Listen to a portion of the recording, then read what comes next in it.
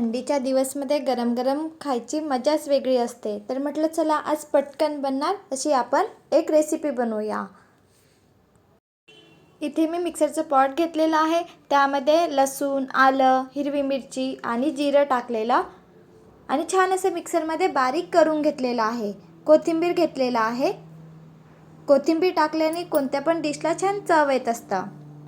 इथे 3 बटाटा घेतलेले आहे, छान असे मॅश करून घेऊया। बटाटा मी बॉईल शिजून घेतलेले आहे आणि छान असे बारीक करून घेतलेले आहे।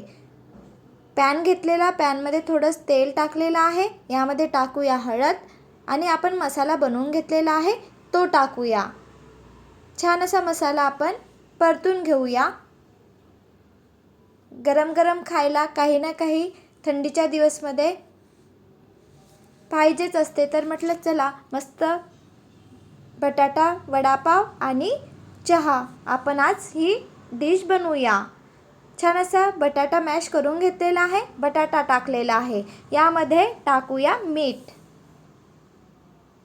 छान असा मसाला बनलेला आहे, पटकन बनतं आणि खाण्याकरता खूप छान लागत असतं ही डिश। इथे मी 1 कप बेसन घेतलेला आहे, त्याच पोहा खायच्या चम्मचनी 1 चम्मच तांदूळ पीठ घेऊया, म्हणजे बटाटा वडा आहे तो तेलकट बनत नाही, छान बनत असतं। 1 चम्मच तांदूळ पीठ घेतलेला आहे, चवीनुसार मीठ,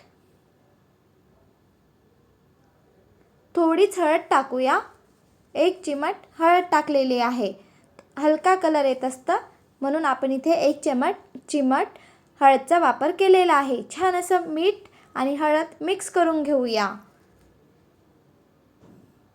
थोडे थोडे पाणी टाकून मिश्रण बनवून घेऊया।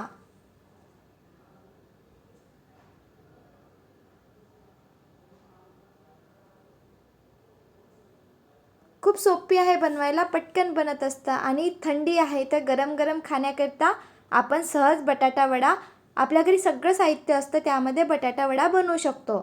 छान असं बॅटर मी तयार करून घेतलेला आहे, या पद्धतीने बॅटर तयार करायचं।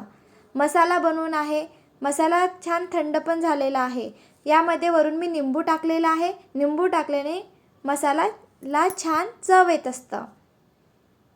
मसाला थंड झालेला आहे, आता आपण जेव्हा बनवण्याकरता घेणार तेव्हा यामध्ये 1 चिमट बेकिंग सोडा टाकूया। आता आपण छोट्या छोट्या बटाटा वडा बनवून घेऊया। जो मसाला बनवला आहे छोटे छोटे गोळे बनवून घेऊया। आपण वडापावसाठी बनवत असेल तर चापट बनवायचा, आज आपण आलू बोंडा बनवत आहे म्हणून आपण इथे गोल गोल आकारमध्ये बनवून घेतलेले आहे, ज्याप्रमाणे निंबू असतो त्याप्रमाणे। आता आपण इथे बेकिंग सोडा टाकलेला आहे म्हणून थोड्याच प्रमाणात पाणी टाकलेलं आणि छान असं बॅटर मिक्स करून घेत आहे।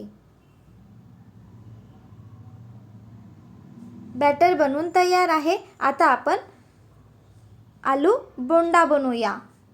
खाण्याकरता चविष्ट लागत असतं, या पद्धतीने हाताने पण आपण तेलामध्ये टाकू शकतो आणि मीडियम गॅसवरच आपल्याला पूर्ण बटाटा बोंडा तळून घ्यायचा आहे, किंवा चम्मचनी टाकला तर अधिक छान। चम्मचनी टाकला तर काय होतं, छान असा गोलसर बोंडा बनत असतं आणि हाताने टाकला तर वरून बटाट्याचं बॅटर आहे ते त्याला लागत बटाट्याचं नाही बेसनचं बॅटर आहे ते वरून लागणार। बघा जो चम्मचनी टाकलेला आहे छान असा गोल बनलेला आहे।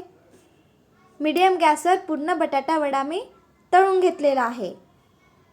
छान असा आलू बोंडा बनवून तयार आहे। बनवायला पटकन बनणारी अशी रेसिपी आहे, बनवून बघा आणि कमेंट करून सांगा की कसा बनलेला आहे।